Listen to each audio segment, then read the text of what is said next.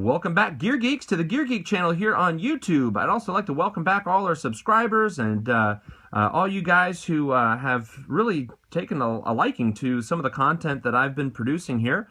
This is a relatively new channel, up and coming, but I can promise you this will be one of the bigger channels, hopefully, on YouTube. Of course, it's all possible through your guys' support. So for those of you guys have already clicked subscribe, definitely appreciate that. And any of you guys who like any of the content on the Gear Geek channel, I recommend please click that subscribe button as well. Go on over to the channel and check out all the different videos I've produced on there. I just put one up recently on the Maxpedition Janus pack, how I use that in my everyday carry off-body. I've also got a philosophy video on there of off-body versus on-body carry. I've done 2 different reviews on the Glock 29, between the 29 and all the accessories that come with it that I've put on mine. We've got some holster reviews on there. We've got all sorts of stuff and a lot more coming down the line. I've got literally a page of notes of what I want to do on this channel. So if you haven't yet, click subscribe. Let's get into the concepts I want to produce with this particular review on the Four Sevens Preon 2. Now, if you want a full review, you'd like to check out all the features and the abuse that this thing can take, go check out Nutnfancy's video on his channel and see kind of his recommendations on this thing. I could just kind of shorten it for you. This light rocks. It's a 2 AAA battery pen light, and very small, very concealable. It's not much bigger than maybe 2 Bic pens put together, so very easily easy to carry with you. And one thing that I've noticed on the reviews is there's one feature of this light that no one seems to talk about or have recognized, and that's really the focus of this video here today. So let's go over some of how I got to that. I got a Preon 1, which is just a single cell version of this light. The way that light gets activated is just by rotating the emitter head, and that toggles the light on and off.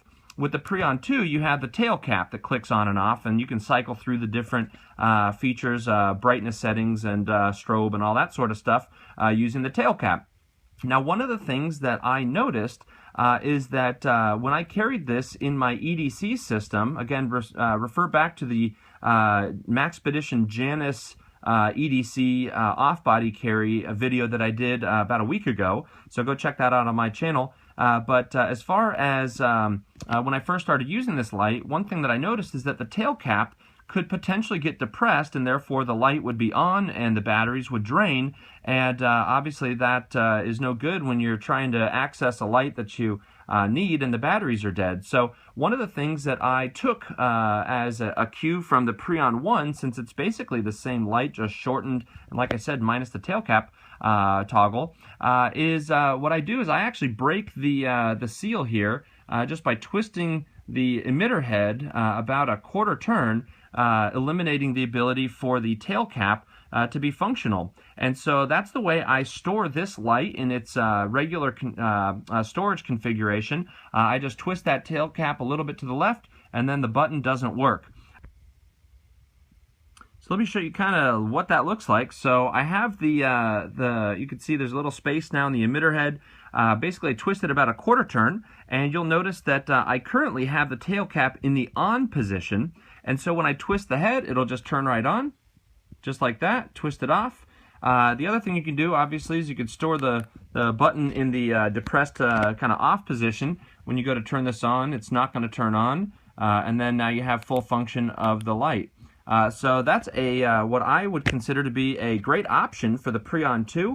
If you're looking at this for kind of an off-body carry, maybe in a bag like I usually keep it, and you want to make sure that the batteries are going to be functional when you go ahead and pull this thing out, that's what I'd recommend doing. Go ahead and break that front emitter off the connection point just a little bit until the light turns off. Slip it in your bag, and you're good to go. So I hope this video was useful for you. Again, if you want a full review on the light, the functions, the brightness, the the lumens, all that sort of stuff, I don't want to waste your guys' time. You can just go to Nutnfancy's channel and check out his review of the Preon 2, but I definitely recommend this light. The Preon 1's pretty awesome as well. Unfortunately, I would show it in this video, but my wife lost it.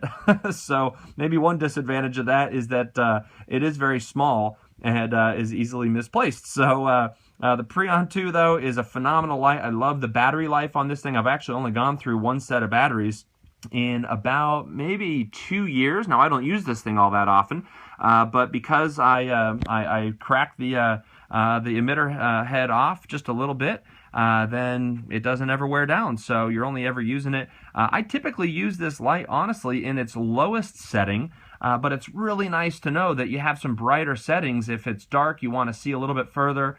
This light throws quite far considering its size, and the fact that it's AAA batteries. I actually keep 4 AAA batteries in a little mini Altoids tin as my battery compartment, so I always have 2 sets of backups with me. And you also, if you saw the Maxpedition EDC Janus video that I have, you see that I always keep 2 sets of batteries in that pack as well. So I always really have three sets on my in my EDC pack. So I am planning on doing a more detailed review of my full off-body kit, which usually is contained in my Maxpedition Kodiak. So again, click that subscribe button. Keep an eye out for all the future videos. Appreciate you guys watching. Appreciate your time. Appreciate you guys clicking the thumbs up, throwing your comments down below. You guys are really the magic here. You are the community. And you know what? To all my fellow gear geeks out there, I just appreciate you tons. And please give me any other ideas of things you're looking for me to review or concepts you'd like me to come out with. And keep an eye out for the next video. Until then, have a great one, you guys. See ya.